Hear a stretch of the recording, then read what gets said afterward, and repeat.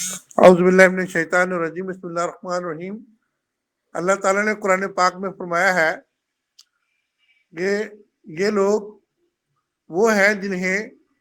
हम अगर ज़मीन में हुकूमत बख्शेंगे तो ये नमाज कायम करेंगे और ज़कात देंगे और नेकी का हुक्म करेंगे और बदी से रोकेंगे। तो इस तरीक़ा से अल्लाह ताला जो है वो कुरान पाक में इंसान के बारे में फरमाते हैं कि इंसान जो है वो एक बेहतरीन मखलूक है और ये एक दूसरे की भलाई और फायदे के लिए हमेशा जो है वो कायम रहते हैं। तो इस तरीक़ा से हम जो है वो नब्ज़ से मुख्तलिफ अमराज की तशख़ीस कर सकते हैं और दिल की धड़कन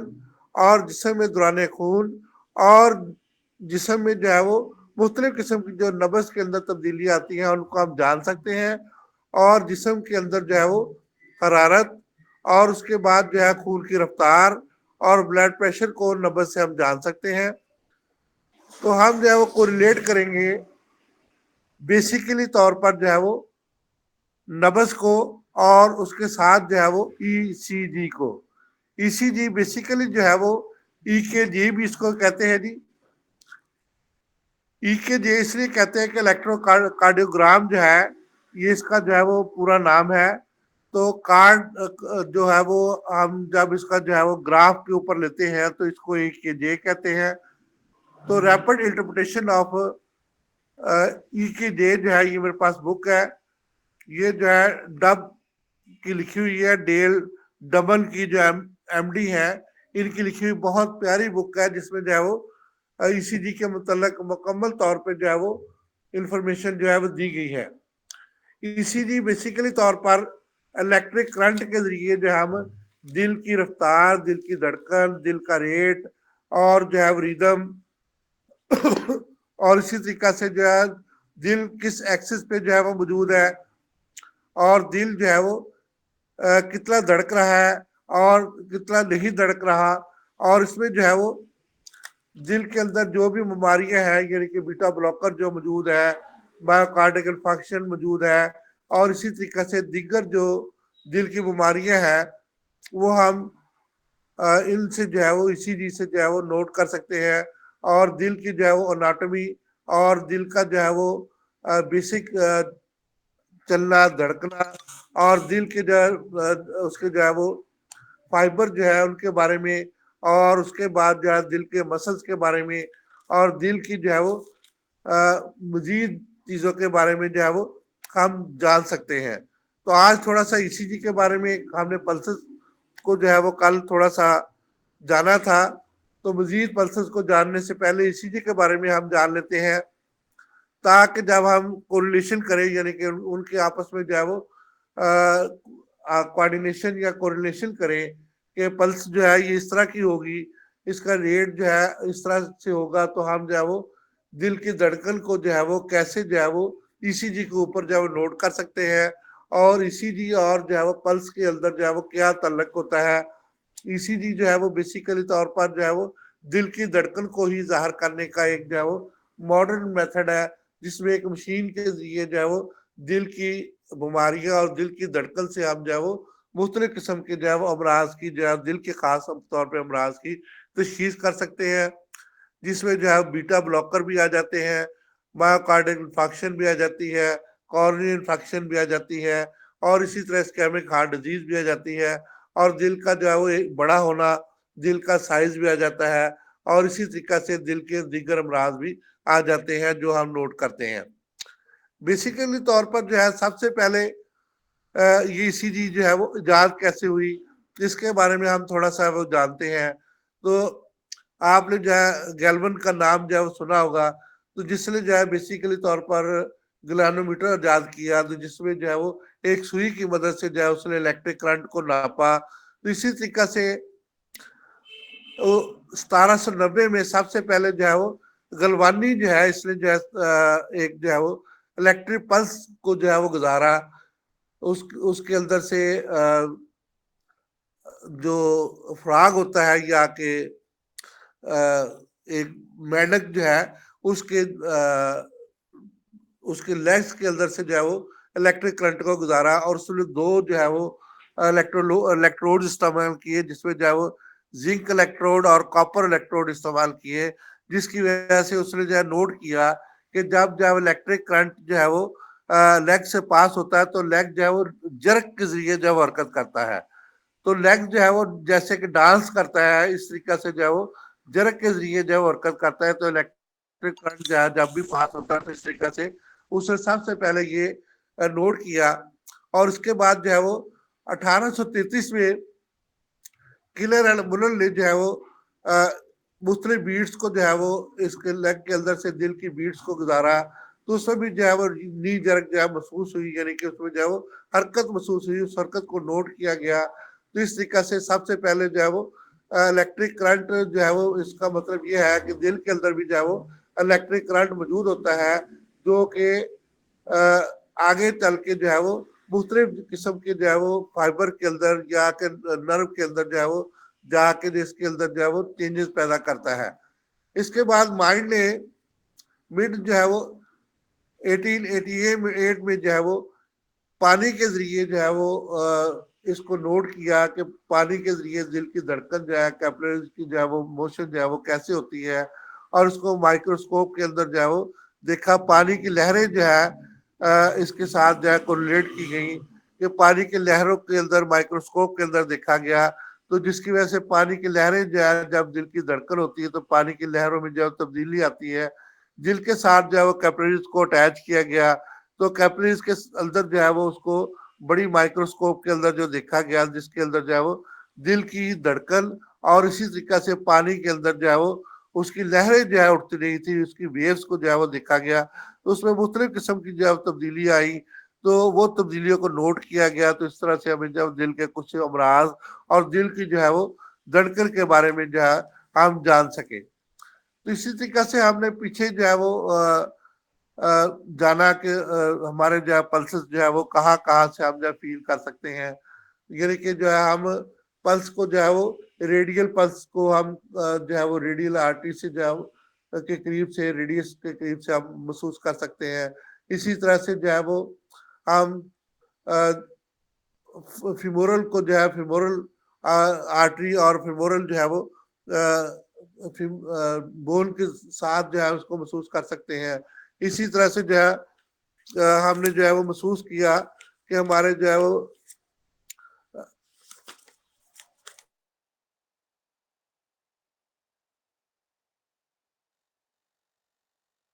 सर इंटरप्ट हो गया। तो इस तरीके से हम पल्स को जा रहे थे, तो इसी तरीके से जो है वो मैग्नेटिक फील्ड के अंदर जब भी जो है वो हमने अपने पल्स को जो है वो रखा और उसके बाद उसको चेक किया, तो उसके अंदर जो है वो इरिटेशन पैदा हुई, यानी कि इर्ताश पैदा हुआ। और इर्ताश जो है हम नोट कर सकते हैं कि मैग्नेटिक फील्ड के अंदर जो है वो पल्स की रफ्तार जो है हम नोट कर सकते हैं। इस तरीके से जो है वो जब भी किसी भी मैग्नेटिक फील्ड के अंदर हम रखेंगे तो उसमें जो है वो लाइट सोर्स उसको हम प्रोवाइड करेंगे, तो उससे जो है वो हमें जो है वो ई की देख के जो है वो महसूस होगा। तो इस तरीके से एक मशीन होती है जिसके अंदर जो है वो एक पट्टी चलती है जो ऑटोमेटिक चलती है, जिसमें हमें जो है वो मुख्तलिफ चीजों की जो है वो के बारे में हमें पता चलता है कि दिल की धड़कन कैसी है और दिल जो है वो इस वक्त किस तरह की कंडीशन में है। तो जिसमें जो है हम उस उसके ऊपर जो है वो ये छोटी छोटी लाइनें लगी होती है और ये लाइनों के ऊपर एक बड़ी लाइन होती है जो कि आपस में फासला जो है वो बराबर को जार करती है। बेसिकली तौर पर ये ग्राफिक पट्टी होती है जिसमें जो है वो पांच पांच लाइनें जो है वो एक रुबा के अंदर जो है, यानी कि अरबा के अंदर जो है वो मौजूद होती है। इस तरह 25 जो है वो लाइनें जो है वो एक ग्राफ के अंदर जो है मौजूद होती हैं। तो हम 25 लाइनों को जो है इस तरीके से आगे चल के जो है इसकी डेफिनेशन को भी जानेंगे कि ये क्यों होती हैं। आज हम जो है वो ये एक लाइन जो बड़ी लाइन है ये जाहिर करती है एक रिदम को, और इस तरीके से जो है वो जब इलेक्ट्रिक करंट इसके अंदर से दिल के अंदर से पास होता है तो रेस्टिंग प्लेस जब होती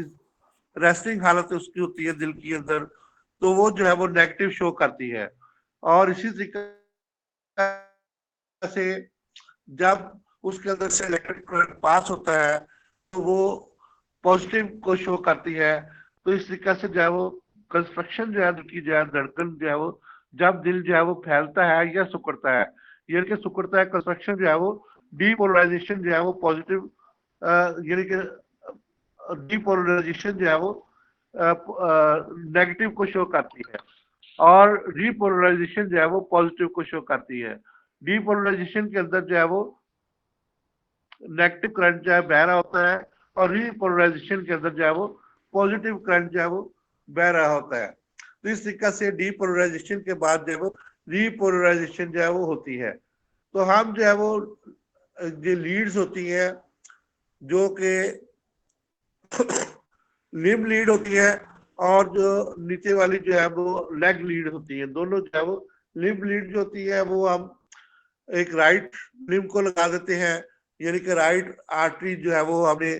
रेडियल आर्टरी के ऊपर लगा देते हैं और दूसरा जो है वो लेफ्ट जो है वो रेडियल आर्टरी के ऊपर जो है वो लगा देते हैं। और इसी तरीके से दूसरी लीड जो है वो जिनको हम लेग लीड कहते हैं वो भी जो है इसी तरीके से जैसे कि रेडियल के साथ हम लगाते हैं, इसी तरह से जो है वो पाँव के नीचे जो हमारी जो हमने उसको फील किया था कल भी, तो उसको जो है वो पोस्टेरियर टिबियल पल्स कहते हैं। तो उसके साथ जो है इसका जो है वो अटैचमेंट कर देते हैं। और 5 जो होती हैं वो दिल के साथ जो है वो हमारा जो राइट चेस्ट होती है वहां से स्टार्ट करके जो है वो नीचे तक जो है वो कॉस्टल स्पेस जितने भी होती है, मतलब first costal space, second costal space और थर्ड और फोर्थ और 5, इस तरीके से हम जो है वो 5 कॉस्टल स्पेस के अंदर जो है वो इसको लेके जाते हैं। तो इसको जो है वो जो चेस्ट लीड होती है हम इसको जो है तरतीब के साथ जो है वो वहां पर इसको एडजस्ट कर देते हैं, जिसकी वजह से हमें जो है वो इलेक्ट्रिक करंट जब पास होता है तो हमें जो है वो 4-5 किस्म की जो है वो वेव्स मिलती है, जिनको हम इनको जो है मुख्तलिफ किस्म के वेव्स को जो है हम मुख्तलिफ किस्म के नाम देते हैं। पहली जो है वो पी वेव होती है जो कि ऊपर की तरफ आबार होता है, और दूसरी जो है वो क्यू आर एस कम्प्लेक्स जो है वो बनता है, जो कि दिल के अंदर जो है मुख्तलिफ किस्म के इलेक्ट्रिक शॉक जब पास होते हैं तो उसको जो है वो क्यू आर एस कम्प्लेक्स कहते हैं। यानी कि इसमें जो है वो एक वेव जो है वो ऊपर को उठती है और फिर नीचे को आती है और फिर जो है वो सीधी हो जाती है, यानी कि पी क्यू आर कम्प्लेक्स जो है वो पी वेव हमने जो है वो जाना। इसके बाद क्यू आर एस कम्प्लेक्स जो है वो बनता है और उसके बाद आखिर में जो है वो टी वेव जो है वो बनती है। क्यू जो है वो नीचे से ऊपर को जब वेव जाती है तो उसको जो है वो हम क्यू वेव कहते हैं। इसी तरीके से जब सीधी हो जाती है तो उसको हम जो है वो जब नीचे से ऊपर की तरफ जा रही होती है तो उसको जो हम एस वेव कहते हैं, और जब ऊपर की तरफ जो वेव होती है उसको हम जो है वो आर वेव कहते हैं। क्यू आर एस कम्प्लेक्स जो है वो हर जब भी दिल धड़कता है या कि दिल के अंदर जो है वो वेंट्रिकल सिकुड़ते हैं या फैलते हैं तो उस वक्त जो है ये क्यू आर एस कम्प्लेक्स जो है वो बनता है। बेसिकली तौर पर वेंट्रिकल का जो कंस्ट्रक्शन होती है, यानी कि इसका सिकुड़ना जो होता है वह बेसिकली तौर पर क्यू आर एस कम्प्लेक्स जो है वो बनाता है। क्यू आर एस कम्प्लेक्स के बाद जो है वो हमें जो है टी वेव नजर आती है। टी वेव जो है वो रैपिडली जो है वो वेंट्रिकल रिपोलराइजेशन को शो करती है। वेंट्रिकल रिपोलराइजेशन का मतलब यह है कि दोबारा जो है वेंट्रिकल जो है वो अपनी कंडीशन के अंदर जो है वो आ रहे हैं।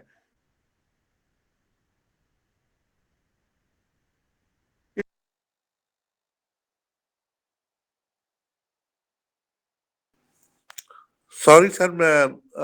कॉल आ गई थी, माजूर सर। इस तरीके से जो है वो क्यू टी जो है वो टर्नल बन जाता है। तो हमें जो है वो ईसीजी के बारे में, ईसीजी पेपर के बारे में भी हम जानते हैं कि ईसीजी पेपर जो है वो एक बड़ी लाइन जो है वो 25 लाइनों को जो है वो छोटी लाइनों को वो जाहिर करती है, यानी कि 25 छोटे डब्बे जो है वो एक बड़े डब्बे को जो है वो जाहिर करते हैं। इसी तरीके से इसके अंदर जो नेगेटिव और पॉजिटिव करंट, यानी कि जब पॉजिटिव करंट बैठता है तो वेव जो है वो ऊपर को उठती है। जब जो है वो नेगेटिव करंट बहता है तो वेव जो है वो नीचे को जो है वो